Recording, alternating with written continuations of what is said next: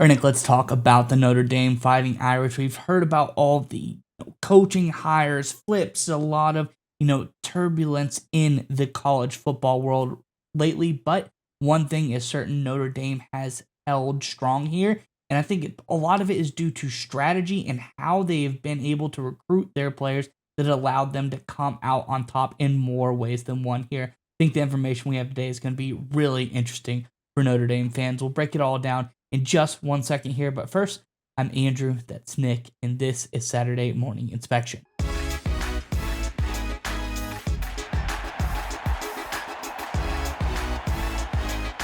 right, Nick, as I alluded to, Notre Dame has come out on top as far as the recruiting world is. They've made some gains in their overall recruiting ranking, but there's also some other stats I want to break down here in just a minute, showing how good of a job they have done. But first, let's get into the article, and then we can look at the stats and graphs on the other side. So this is from On3 Sports.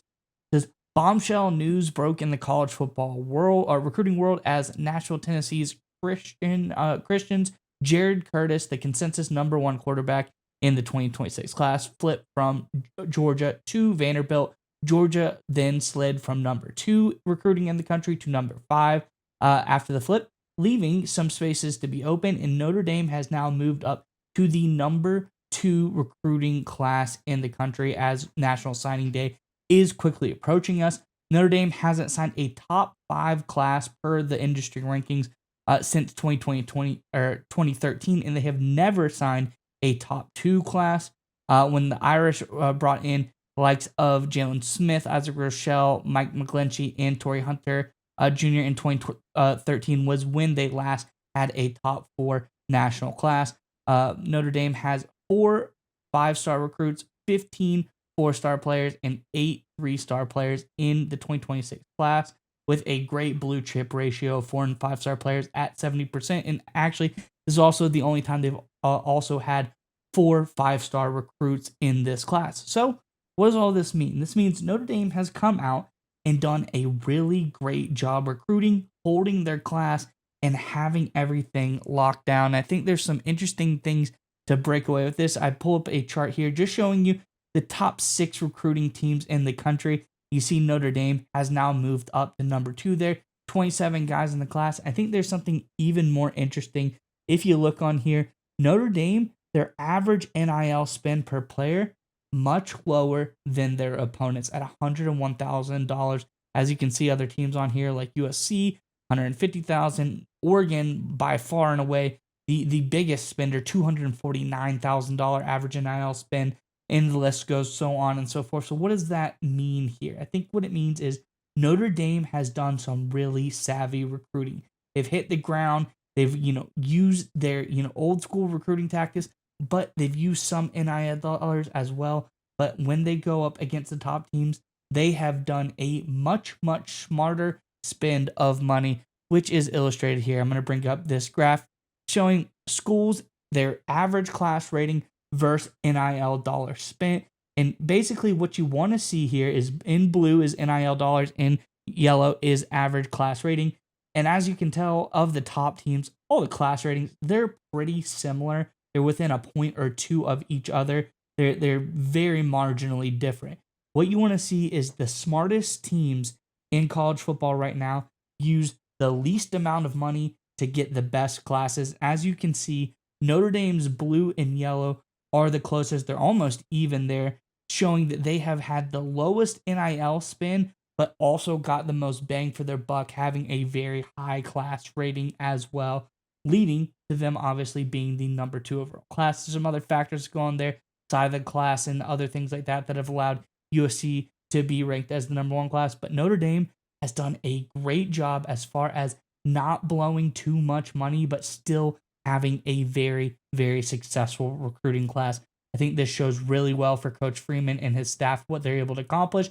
I think it's showing Notre Dame is a national powerhouse now. It can't be denied. They're able to do more with less than these other teams. And I think it's showing that this team is going to do something very, very special in the future.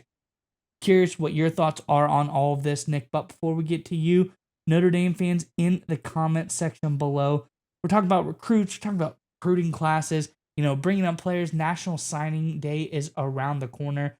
Let us know throughout the history of your time as a Golden Dome fan, what is the most surprising, signing day get? Back in the day, it used to be, signing day was the time you found out who signed for what teams. Not so much anymore, but let us know who is your most surprising signing day get for Notre Dame, the Fighting Irish. Let us know that in the comment section below. But nonetheless, Nick, what are your thoughts on everything here for Notre Dame? So it's important to understand, and we talk about it all the time on this channel, big time college football, which obviously Notre Dame is squarely in the middle of, is going to become much closer to the NFL game, right? We don't have a hard salary cap right now with college sports with the NIL, but in all effect, it's about using the dollars you do get from the NIL most effectively and most efficiently, right? As you can see, looking back at the graph, in fact, Miles, if you don't mind pulling that back up one more time, if it's not too much trouble, you can see Notre Dame on an efficiency basis absolutely crushes their competition. And even if you remove the Oregon outlier with the Phil Knight Nike money and just look at the other schools, they're all spending a buck 50, a buck 30, buck 20, buck 60, buck 50, right? Across the board, except for Notre Dame, right at $100 million. And Notre Dame is recruiting at the same level. In fact, a lot better than a lot of those programs. Using dollars efficiently is a sign of a well-run program, a well-run organization. The best businesses in the world, the best charities in the world, the best organizations on the planet are the ones that operate the most efficiently, not the ones that have the most capital. There's a lot of businesses that go bankrupt that can raise a lot of money, that have a lot of money pumped into it. We hear about it all the time on the news. There's a lot of charities that have a lot of publicity that can raise a ton of money that then fall apart, right? We hear about it a lot of time in the political world, right? Candidates that have a bunch of billionaires backing them and they got a lot of money coming in and they end up losing. Efficiency is what wins. And that's what Notre Dame is showing with Coach Freeman and his entire program. It goes back again to the concerns when Chad Bowden left. It was like, okay, how is this program going to handle that in terms of the administrative, in terms of the operational capabilities? And Freeman, again, being the leader the Fighting Irish have been looking for, in my opinion, for decades, continues to step up. He uses his dollars more efficiently than any other program by far. And I think it's a great sign for the future of the Fighting Irish. And of course, right now, everyone's in the middle of the president with the college football playoff rankings. Notre Dame looks like they've got a great chance to get in there. Still a little drama left to behold, of course, when you look at where's their seeding, where's their bracket. Could the committee do something crazy at the end? But one of the things I think the committee actually looks at is not this graphic and this data specifically, but they look at the better organizations. They look at the better programs as a whole. There's a reason a program like Texas, even though, they're 9-3 and people think they're a good team, there's a reason they're not in the conversation. They're just outside. Even Vanderbilt, who's 10-2 in the SEC. Why aren't they in, the conversation with Alabama and Oklahoma currently in the college football playoff? Because the committee looks at the programs and they say, Alabama, they're a better organization. They're a better program. Oklahoma, better organization, better program. Vanderbilt, great story. You're not a better program, at least not yet. The committee, the people that make those decisions, they look at these programs, they look at wins and losses, of course, they look at performances on the field, they look at your talent, but they look how good are you as an organization? How good are you as a program, top to bottom?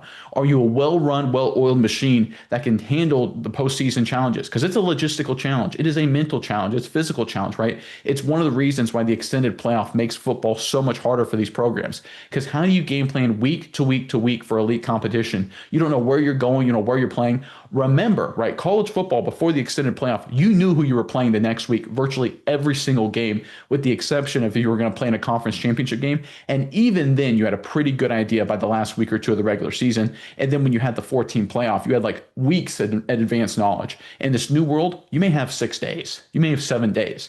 Do you have an organization? Do you have a program? Do you have the leadership that can handle it? The committee looks at well-run programs. They look at well-run organizations, and the data you pointed out, Miles, the data you uncovered, talking about the efficiency that Notre Dame operates, that's just another indicator that this is a program, an organization, a team that's extremely, extremely well-run. And once again, credit to Marcus Freeman for doing an incredible job.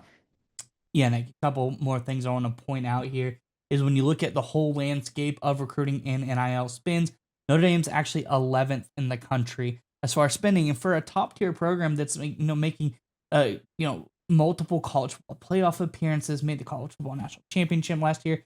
I feel like that's very surprising that they're that low on the list as far as they're not even in the top 10. And when you look at blue chip recruiting ratings and their blue chip percentage, which is the combination of 4 and 5 star players, Notre Dame has that impressive 70% marker. And when you look at some other teams that are in there, there's a lot of other teams like the LSUs of the world that have a lot of blue chip players. spending significantly more money. Oregon spending double plus some, double and a half of what Notre Dame is spending per player on average here. As far as things go, Georgia spending more money.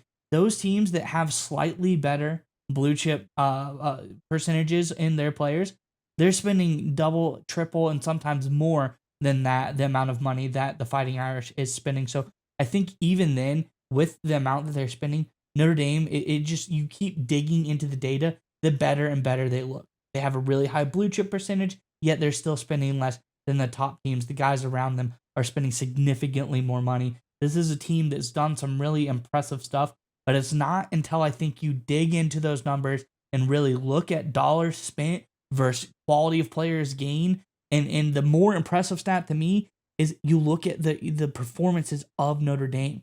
They've been a team that's really been able to get the players. Another team that's really high up there as far as spends in blue chip player stats. Penn State, LSU, like I said, Florida. Those teams aren't in the college football playoff. The talks, those teams really aren't doing too much with what they've been able to get. Notre Dame's converting on these guys as well. So not only not spending quite as much money, they're getting great players, but they're converting, and these players are doing things for the program. So overall, great job by Coach Freeman. This Notre Dame staff has been killing it as of late.